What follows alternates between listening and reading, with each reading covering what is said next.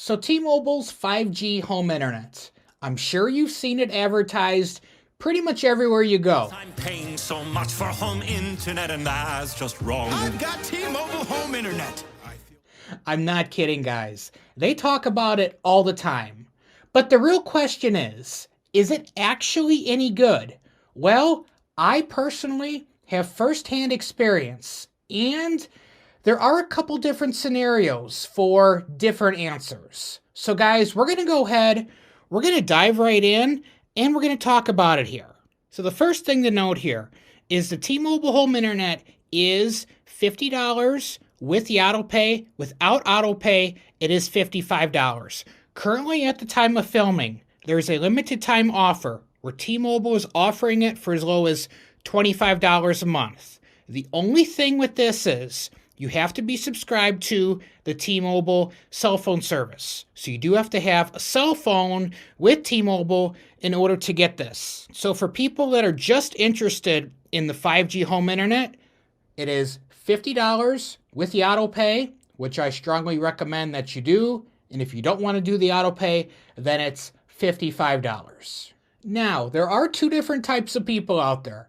The first group that says, wow, $50 a month? That's a really good deal. I'm going to go ahead and just jump ship. The second group of people says, wait a second, why is this so cheap? So that's what we're going to go ahead and talk about here. The T-Mobile home internet will get congested when the network is busy. The home internet is actually placed on a lower network priority, whereas the Magenta and Magenta Max plans, those are placed on the top priority. So the home internet, when there's a lot of people using the network, your speeds are going to be dramatically reduced. And the speeds do vary quite a bit. So I do have a few people that live just down the road from me that have the T-Mobile home internet, and from time to time, they do send me speed test results. So here they are, guys. Here's the first result here. As you can see, 4:31 in the afternoon, speeds honestly are not too bad here. Could be worse. I am very surprised on the upload here. Here's another one here. 7:26 in the evening, 37:24. Okay, let's go ahead and check another one.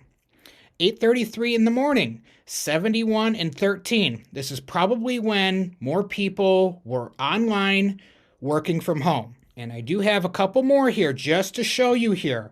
These speeds will vary drastically. Here's 5.15 for the download, and then for the upload, 0.13. Like I said, 2:01 in the afternoon. And here's another one. This is probably one of the worst ones yet here. 1:04 in the afternoon. The results do speak for themselves, guys. So what am I trying to say here exactly? Am I saying that absolutely nobody should sign up? I'm not saying that at all. Here's what I am saying.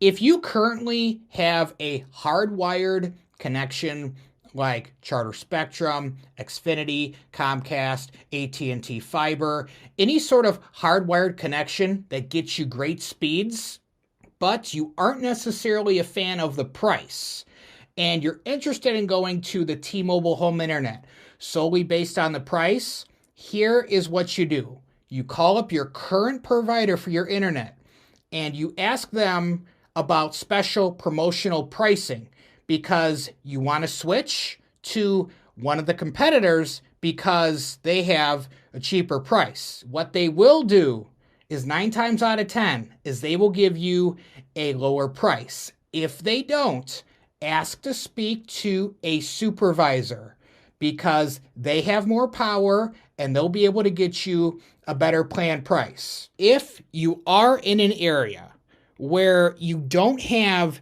any other option. And I'm also talking about satellite internet, because satellite internet, if you have it, you know how bad it is.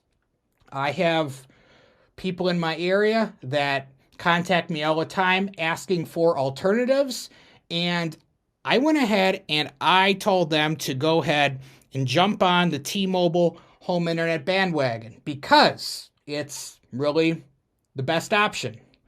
So if you are in an area where you don't have a lot of options, here's what I recommend you do. You can go ahead and sign up for the service here.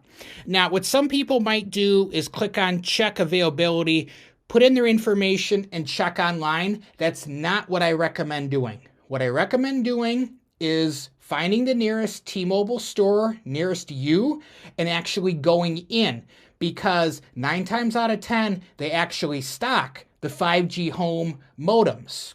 And they'll go ahead and get you signed up right then and there in the store.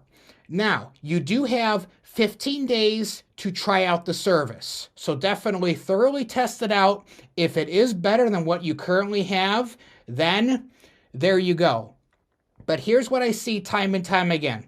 People solely go off of the T-Mobile home internet based on the price alone, and they're solely disappointed when either the towers get super congested or they go down entirely. And yes, this happens quite often. Knock on wood here. For the past 2 months, my neighbors just up the street there that have the T-Mobile home internet, it's been pretty much rock solid for the past 2 months. So hopefully it stays that way. But there have been days where the T-Mobile home internet has been wiped out for 2 or 3 days. So I just want to warn you there. So like I said, those who have a hardwired connection, I strongly recommend staying with that.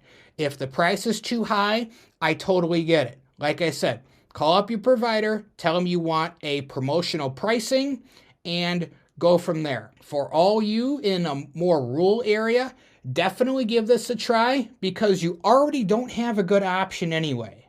And if you're just not entirely convinced that the T-Mobile 5G home internet is necessarily for you, I do have a video I want you guys to check out, which offers a great alternative. So guys, I will see you over there.